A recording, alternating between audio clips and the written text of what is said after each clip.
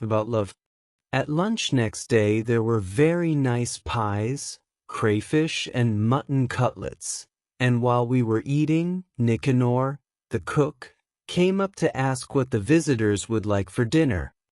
He was a man of medium height, with a puffy face and little eyes. He was close-shaven, and it looked as though his mustaches had not been shaved, but had been pulled out by the roots. Alahin told us that the beautiful Pelagia was in love with this cook. As he drank and was of a violent character, she did not want to marry him, but was willing to live with him without. He was very devout, and his religious convictions would not allow him to live in sin. He insisted on her marrying him, and would consent to nothing else. And when he was drunk he used to abuse her and even beat her. Whenever he got drunk she used to hide upstairs and sob. And on such occasions Alahin and the servants stayed in the house to be ready to defend her in case of necessity. We began talking about love. "How love is born," said Alahin. "Why Pelagia does not love somebody more like herself in her spiritual and external qualities, and why she fell in love with Nicanor, that ugly snout, we all call him. The snout, how far questions of personal happiness are of consequence in love, all that is known, one can take what view one likes of it. So far only one incontestable truth has been uttered about love. This is a great mystery. Everything else that has been written or said about love is not a conclusion, but only a statement of questions which have remained unanswered. The explanation which would seem to fit one case does not apply in a dozen others, and the very best thing, to my mind, would be to explain every case individually without attempting to generalize. We ought, as the doctors say, to individualize each case. Perfectly true, Birkin assented. We Russians of the educated class have a partiality for these questions that remain unanswered. Love is usually poeticized, decorated with roses, nightingales. We Russians decorate our loves with these momentous questions, and select the most uninteresting of them, too. In Moscow, when I was a student, I had a friend who shared my life, a charming lady, and every time I took her in my arms she was thinking what I would allow her a month for housekeeping and what was the price of beef a pound. In the same way, when we are in love we are never tired of asking ourselves questions, whether it is honorable or dishonorable, sensible or stupid, what this love is leading up to, and so on. Whether it is a good thing or not I don't know, but that it is in the way, unsatisfactory and irritating I do know. It looked as though he wanted to tell some story. People who lead a solitary existence always have something in their hearts which they are eager to talk about. In town bachelors visit the baths and the restaurants on purpose to talk, and sometimes tell the most interesting things to bath attendants and waiters. In the country, as a rule, they unbosom themselves to their guests. Now from the window we could see a gray sky, trees drenched in the rain. In such weather we could go nowhere, and there was nothing for us to do but to tell stories and to listen. I have lived at Sofino and been farming for a long time, Alahin began, ever since I left the university. I am an idle gentleman by education, a studious person by disposition. But there was a big debt owing on the estate when I came here, and as my father was in debt partly because he had spent so much on my education, I resolved not to go away, but to work till I paid off the debt. I made up my mind to this and set to work, not, I must confess, without some repugnance. The land here does not yield much, and if one is not to farm at a loss, one must employ serf labor or hired laborers, which is almost the same thing, or put it on a peasant footing, that is, work the fields oneself and with one's family. There is no middle path. But in those days I did not go into such subtleties. I did not leave a clod of earth unturned. I gathered together all the peasants, men and women, from the neighboring villages. The work went on at a tremendous pace. I myself plowed and sowed and reaped, and was bored doing it, and frowned with disgust, like a village cat driven by hunger to eat cucumbers in the kitchen garden. My body ached, and I slept as I walked. At first it seemed to me that I could easily reconcile this life of toil with my cultured habits. To do so, I thought, all that is necessary is to maintain a certain external order in life. I established myself upstairs here in the best rooms, and ordered them to bring me their coffee and liquor after lunch and dinner. And when I went to bed, I read every night the Yesnik Evropi. But one day our priest, Father Ivan, came and drank up all my liquor at one sitting, and the Yesnik Evropi went to the priest's daughters.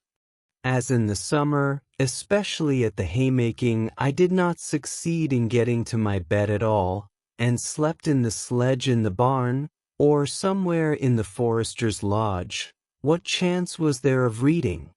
Little by little I moved downstairs, began dining in the servants' kitchen, and of my former luxury nothing is left but the servants who were in my father's service, and whom it would be painful to turn away.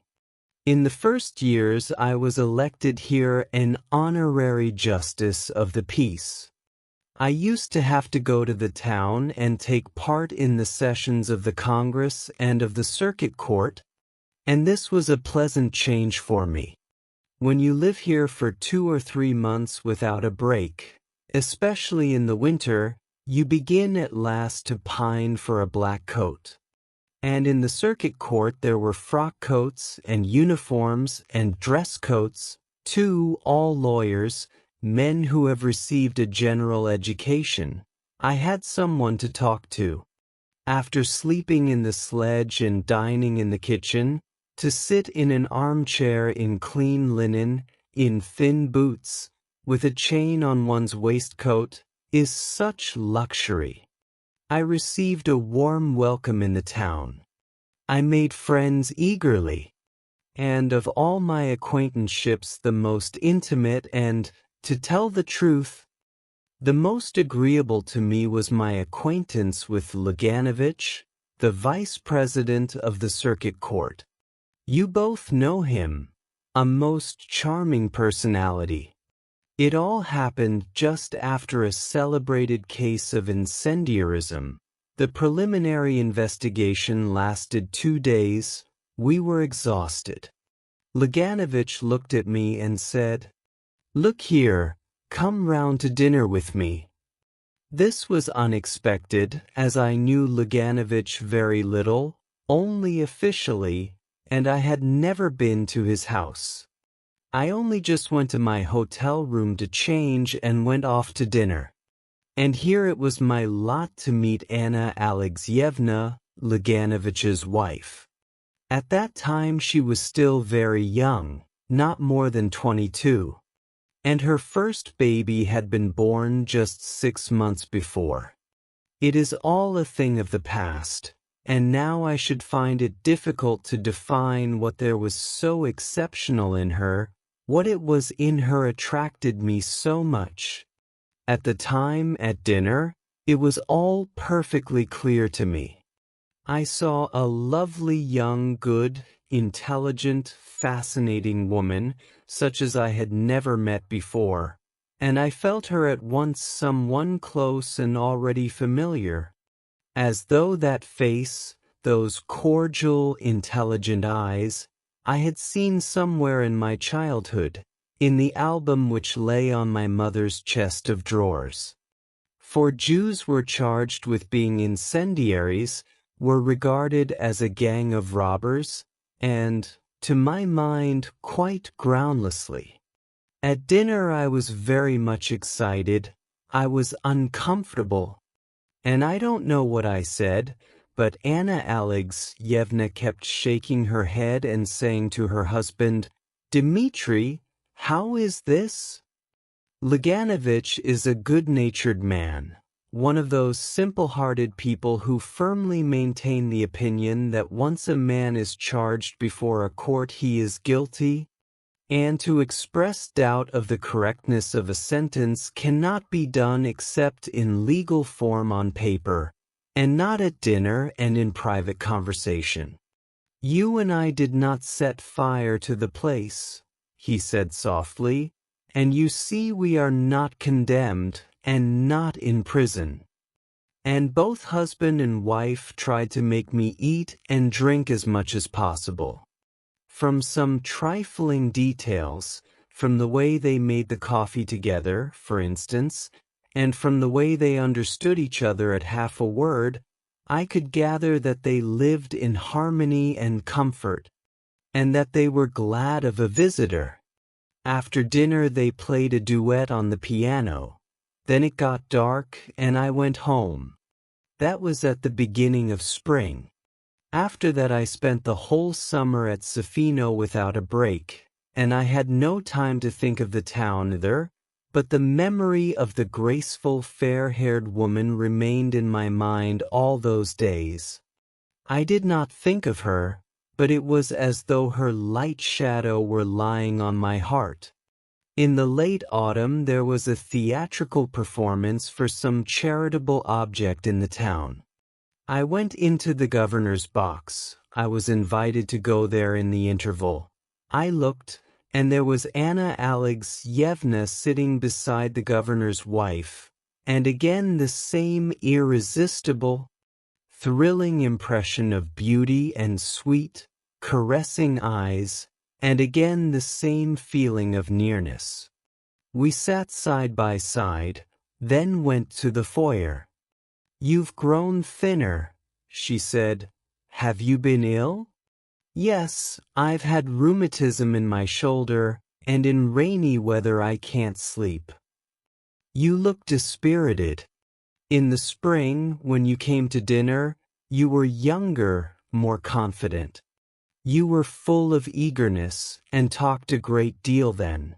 You were very interesting, and I really must confess I was a little carried away by you. For some reason you often came back to my memory during the summer, and when I was getting ready for the theater today, I thought I should see you." And she laughed. "But you look dispirited today," she repeated. "It makes you seem older." The next day I lunched at the Luganoviches'.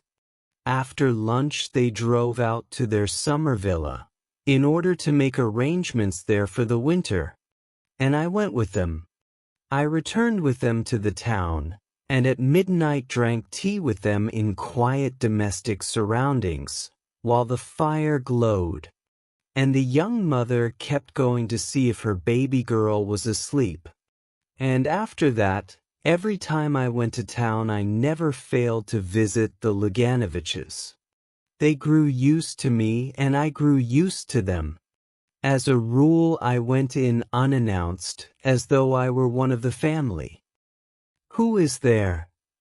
I would hear from a faraway room, in the drawling voice that seemed to me so lovely. "It is Pavel Konstantinovitch," answered the maid or the nurse. Anna Alexyevna would come out to me with an anxious face, and would ask every time, "Why is it so long since you have been? Has anything happened?"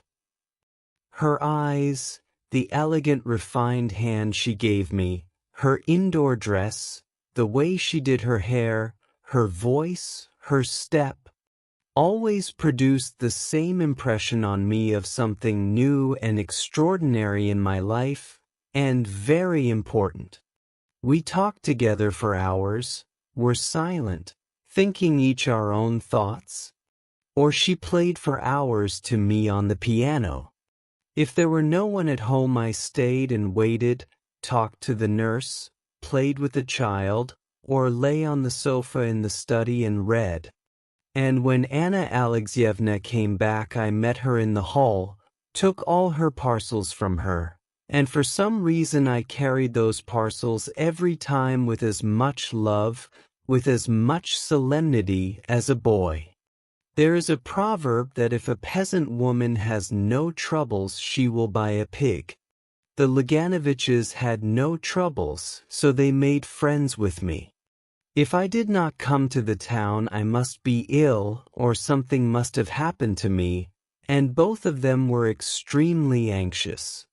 They were worried that I, an educated man with a knowledge of languages, should, instead of devoting myself to science or literary work, live in the country, rush round like a squirrel in a rage, work hard with never a penny to show for it.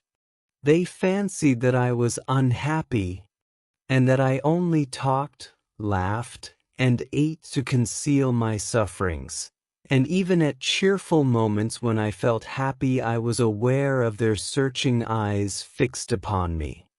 They were particularly touching when I really was depressed, when I was being worried by some creditor or had not money enough to pay interest on the proper day.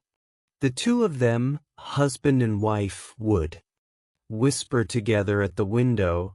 Then he would come to me and say with a grave face, "If you really are in need of money at the moment, Pavel Konstantinovich, my wife and I beg you not to hesitate to borrow from us."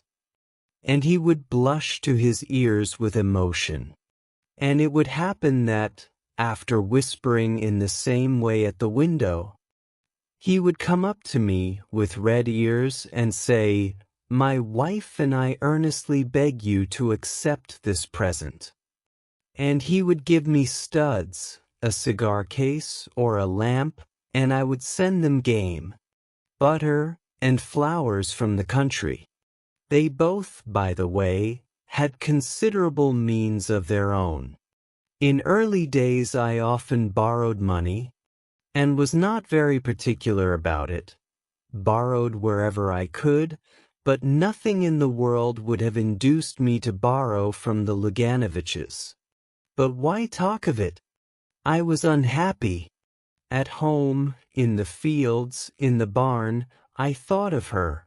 I tried to understand the mystery of a beautiful, intelligent young woman's marrying someone so uninteresting, almost an old man, her husband was over 40, and having children by him, to understand the mystery of this uninteresting, good, simple-hearted man, who argued with such wearisome good sense, at balls and evening parties kept near the more solid people, looking listless and superfluous, with a submissive, uninterested expression, as though he had been brought there for sale, who yet believed in his right to be happy, to have children by her, and I kept trying to understand why she had met him first and not me, and why such a terrible mistake in our lives need have happened. And when I went to the town, I saw every time from her eyes that she was expecting me, and she would confess to me herself that she had had a peculiar feeling all that day and had guessed that I should come. We talked a long time and were silent, yet we did not confess our love to each other, but timidly and jealously concealed it. We were afraid of everything that might reveal our secret to ourselves. I loved her tenderly, deeply, but I reflected and kept asking myself what our love could lead to if we had not the strength to fight against it. It seemed to be incredible that my gentle, sad love could all at once coarsely break up the even tenor of the life of her husband, her children, and all the household in which I was so loved and trusted. Would it be honorable? She would go away with me, but where? Where could I take her? It would have been a different matter if I had had a beautiful, interesting life. If, for instance, I had been struggling for the emancipation of my country, or had been a celebrated man of science, an artist or a painter. But as it was, it would mean taking her from one everyday humdrum life to another as humdrum, or perhaps more so. And how long would our happiness last? What would happen to her in case I was ill, in case I died, or if we simply grew cold to one another? And she apparently reasoned in the same way. She thought of her husband, her children, and of her mother, who loved the husband like a son. If she abandoned herself to her feelings, she would have to lie, or else to tell the truth, and in her position either would have been equally terrible and inconvenient. And she was tormented by the question whether her love would bring me happiness. Would she not complicate my life, which, as it was hard enough and full of all sorts of trouble? She fancied she was not young enough for me, that she was not industrious nor energetic enough to begin a new life. And she often talked to her husband of the importance of my marrying a girl of intelligence and merit who would be a capable housewife and a help to me. And she would immediately add that it would be difficult to find such a girl in the whole town. Meanwhile, the years were passing. Anna Alexeyevna already had 2 children. When I arrived at the Luganoviches, the servants smiled cordially. The children shouted that Uncle Pavel Konstantinovich had come and hung on my neck. Everyone was overjoyed. They did not understand what was passing in my soul and thought that I, too, was happy. Everyone looked on me as a noble being, and grown-ups and children alike felt that a noble being was walking about their rooms, and that gave a peculiar charm to their manner towards me, as though in my presence their life, too, was purer and more beautiful. Anna Alexeyevna and I used to go to the theater together. Always walking there, we used to sit side by side in the stalls, our shoulders touching. I would take the opera glass from her hands without a word, and feel at that minute that she was near me, that she was mine, that we could not live without each other. But by some strange misunderstanding, when we came out of the theater, we always said goodbye and parted as though we were strangers. Goodness knows what people were saying about us in the town already, but there was not a word of truth in it all. In the latter years, Anna Alexeyevna took to going away for frequent visits to her mother or to her sister. She began to suffer from low spirits. She began to recognize that her life was spoilt and unsatisfied, and at times she did not care to see her husband nor her children. She was already being treated for neurasthenia. We were silent and still silent, and in the presence of outsiders she displayed a strange irritation in regard to me. Whatever I talked about, she disagreed with me, and if I had an argument, she sided with my opponent. If I dropped anything, she would say coldly, "I congratulate you."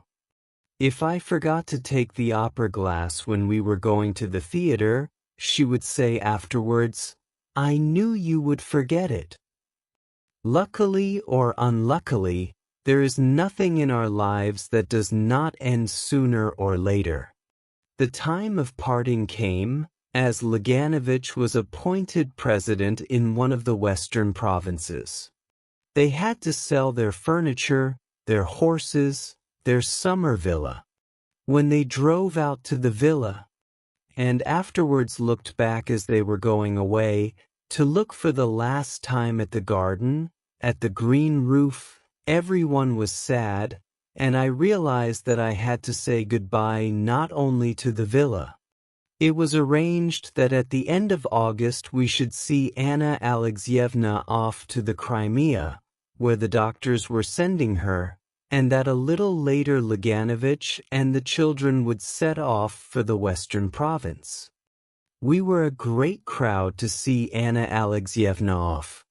When she had said goodbye to her husband and her children, and there was only a minute left before the third bell, I ran into her compartment to put a basket, which she had almost forgotten, on the rack, and I had to say goodbye. When our eyes met in the compartment, our spiritual fortitude deserted us both. I took her in my arms, she pressed her face to my breast, and tears flowed from her eyes. Kissing her face, her shoulders, her hands wet with tears, oh, how unhappy we were! I confessed my love for her, and with a burning pain in my heart I realized how unnecessary, how petty, and how deceptive all that had hindered us from loving was. I understood that when you love you must either, in your reasonings about that love, start from what is highest, from what is more important than happiness or unhappiness, sin or virtue in their accepted meaning, or you must not reason at all. I kissed her for the last time, pressed her hand, and parted forever. The train had already started. I went into the next compartment. It was empty, and until I reached the next station I sat there crying. Then I walked home to Sofino. While Alahin was telling his story, the rain left off and the sun came out. Birkin and Ivan Ivanovitch went out on the balcony, from which there was a beautiful view over the garden and the mill pond, which was shining now in the sunshine like a mirror. They admired it, and at the same time they were sorry that this man with the kind, clever eyes, who had told them this story with such genuine feeling, should be rushing round and round this huge estate like a squirrel on a wheel instead of devoting himself to science or something else which would have made his life more pleasant. And they thought what a sorrowful face Anna Alexeyevna must have had when he said goodbye to her in the railway carriage and kissed her face and shoulders. Both of them had met her in the town, and Birkin knew her and thought her beautiful. The end. If you enjoyed the story and want to say thank you, then you can subscribe to my channel and visit it.